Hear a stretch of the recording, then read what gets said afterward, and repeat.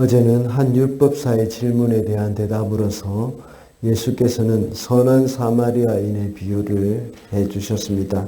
그 말씀을 통해서 참된 신앙이라는 제목으로 말씀을 살펴보았습니다. 참된 신앙은 바른 지식이 있어야 하고 행함이 있어야 하며 하나님과 사람에 대한 사랑이 있어야 한다고 했습니다. 오늘은 예수께서 기도하시기를 마치셨을 때에 제자 중 하나가 예수께 와서 기도를 가르쳐 달라고 했습니다. 그때 먼저 예수께서는 그 유명한 주기도문을 가르쳐 주셨고 그 외에도 기도에 대한 여러 가지 제자들에게 여러 가지로 가르쳐 주셨습니다. 이 말씀을 통해서 우리는 기도하는 사람이 어떤 마음 자세로 기도를 해야 할 것인지에 대한 교훈을 얻을 수가 있습니다. 그래서 오늘은 기도자의 자세라는 제목으로 말씀을 살펴보고자 합니다. 첫째로 기도를 배우고자 하는 자세가 있어야 합니다. 1절 말씀입니다. 예수께서 어떤 곳에서 기도하고 계셨는데 기도를 마치셨을 때에 그 제자들 가운데 한 사람이 그에게 말하였다. 주님, 요한이 자기 제자들에게 기도한 것을 가르쳐 준 것과 같이 우리에게도 그것을 가르쳐 주십시오. 전에도 말씀을 드렸듯이 누가는 예수께서 기도하시는 것을 참 많이 부각시켜 놓았습니다. 그리고 누가는 또 다른 저서인 사도행전에서도 역시 사도들이 기도하는 모습을 많이 언급을 했습니다. 이렇게 오늘 본문에서도 예수께서 기도를 하신 것에 대해서 많이 강조를 하고 있습니다. 그때 제자 중에 한 명이 예수님께 요청을 했습니다. 세례 요한이 그의 제자들에게 기도를 가르쳐 줬던 것처럼 우리에게도 자기들에게도 이 기도를 가르쳐 달라고 주님의 기도를 가르쳐 달라고 말합니다. 그래서 예수님께서는 그 주기도문을 가르쳐 주신 것입니다. 제자들과 같이 기도를 배우고자 하는 마음은 우리 성도들에게 꼭 필요합니다. 물론 기도는 영혼의 호흡이라고 말을 합니다. 그래서 기도는 자연스럽게 특별히 배울 것이 없이 마치 아기가 태어나서 바로 호흡을 하는 것처럼 하나님 앞에 한다는 것은 아주 자연스러운 것일 수도 있습니다. 이것처럼 우리도 역시 자연스럽게 하나님과 교통을 할 수도 있습니다. 그러나 우리의 육신은 건강한 호흡을 위해서 호흡법을 때로는 배우기도 합니다. 특별히 운동을 할 때에는 호흡법이 아주 중요하다고 합니다. 그리고 임산부가 출산을 할 때에도 역시 이 호흡법이 있다고 합니다.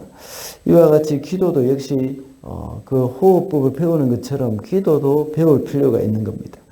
어떤 기도가 하나님이 기뻐하시는 기도이며 어떻게 기도해야 응답받는 기도를 할 수 있는지 이것들을 우리가 배울 때에 우리는 기도를 더 잘할 수가 있습니다.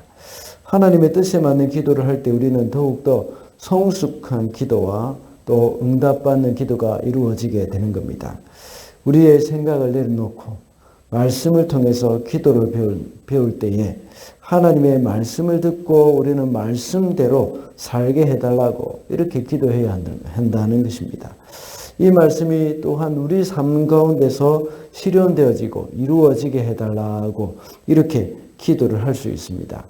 이렇게 우리가 기도를 늘 할 때에 말씀을 듣고 그 말씀대로 이제 기도를 할 때에 우리는 기도를 배울 수가 있는 겁니다. 그 연습을 통해서 우리는 또한 하나님 보시기에 합당한 기도가 이루어지게 된다는 겁니다. 그러므로 기도자는 기도를 배우고자 하는 마음이 있어야 한다고 했습니다. 둘째로 기도자는 인내와 끈기로 기도해야 합니다. 8절 말씀입니다. 내가 너희에게 말한다. 그 사람의 친구라는 이유로는 그가 일어나서 청을 들어주지 않을지라도 그가 졸라대는 것 때문에 일어나서 필요한 만큼 줄 것이다. 이 말씀은 예수님께서 비유를 통해서 낙심하지 말고 간절히 기도해야 함을 가르치는 내용입니다. 먼 곳에서 찾아온 친구를 대접하기 위해서 한밤중에 이웃에게 가서 빵을 좀 빌려달라고 하는 사람에게 친구로서는 이제 빌려주기 싫지만 그 졸라대는 것 때문에 일어나서 빌려줄 것이라는 말씀입니다. 8절에서 졸라대는 것, 이 말은 개역개정에서는 간청하는 것이라고 번역했습니다. 우리도 이렇게 간청하는 것, 간절히 요구하는 것, 이런 사람들의 요구를 사람들도 역시 이렇게 친구의 간청을 들어주는데 하물며 하나님이 자녀들이 간절히 구하는 것, 이것을 이 기도를 들어주시지 않겠느냐는 말입니다. 오늘 여기 본문에서 나오는 사람은 빵을 요구하는 친구에게 빵이 없어서 주지 않는 것이 아니었습니다. 그저 이미 잠자는 시간에 일어나서 주는 것이 귀찮아서 주지 않는 것입니다. 그러나 하나님은 그런 분이 아니십니다. 하나님이 이미 주실 준비가 다 되어 있는 분이시고 그리고 우리에게 주고 싶어 하는 분이십니다. 그런데 우리가 기도할 때 곧바로 주지 않는 것은 아직 때가 되지 않았기 때문입니다. 하나님이 주셔야겠다고 생각하는 때가 있고 우리가 받고 싶어하는 그런 때가 있습니다. 그러나 우리가 받고 싶어하는 때보다는 하나님이 주시고자 하는 그 때가 더 정확하고 우리에게 더 좋은 때라는 것을 우리는 기억해야겠습니다.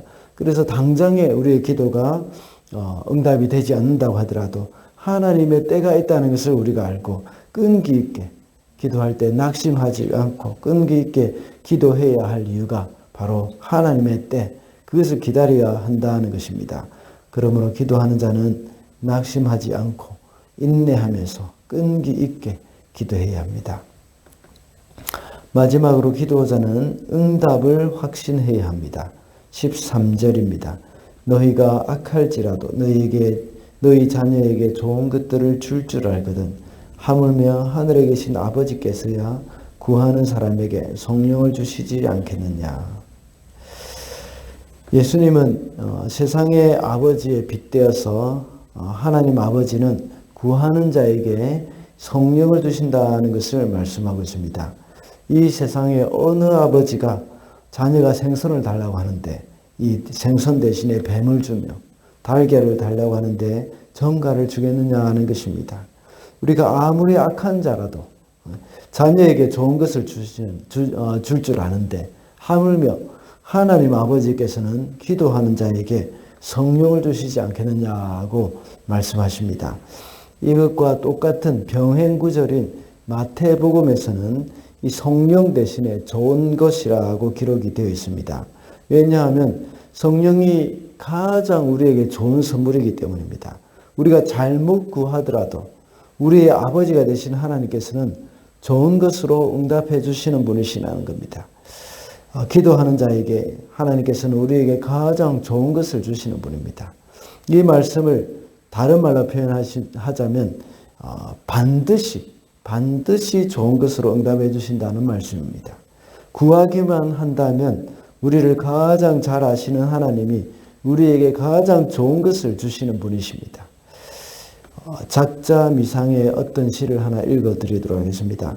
이것은 미국 남북전쟁 당시에 사망한 어떤 남부군의 주머니에서 발견된 시라고 합니다. 제가 읽어드리겠습니다. 큰 일을 이루기 위해 힘을 달라고 하나님께 기도했더니 겸손을 배우라고 연약함을 주셨습니다.